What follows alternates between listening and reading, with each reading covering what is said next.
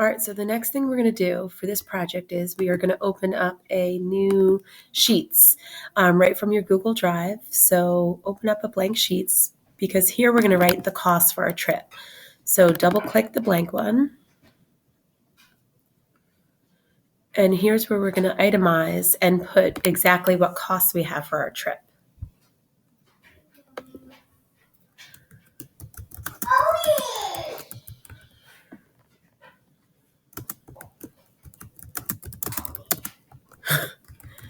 That's my 4-year-old in the back. Okay, so the first thing we're going to do is we're going to put item, and then over here we're going to put cost. Okay, so one of the first costs we might have, this was supposed to say trip costs for the Super Bowl, but it didn't come out. Okay, so the first cost we might have would be, sorry, it's very temperamental, this one. We might have hotel costs, right? We're going to have airline costs. We're going to have food costs and so on. So what we're going to do is we put in column A, we put what the item is. And in column B, from the information you've gathered, you put the prices. So let's say the hotel comes to $750, airline, right, say $200, and food, say $150.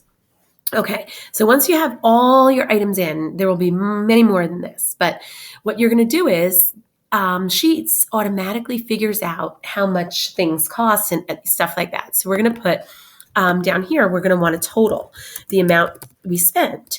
So all you do is you highlight the column, okay, and then you go over here to the equations bar. It's a function symbol, okay, and you're going to hit sum because you wanted to add up the column, okay, and then hit enter.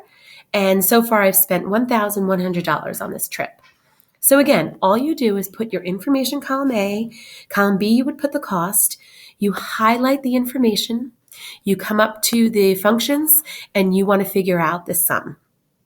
And once you highlight it, you hit enter, and it tells the computer what columns you want to add. So if you look closely at the equation, it says B1, which would be starting at cost, to B5. Yours might be a lot longer, but I wanted this column, and it says to add them with the sum, and that's the adding of it. So there we go. So you can see that so far you've spent $1,100, and you're going to do this for your project. And again, if you wanted to, you can always use the Snagit and take an image shot and then put this right into your slides too. Okay. If you need any help, let me know.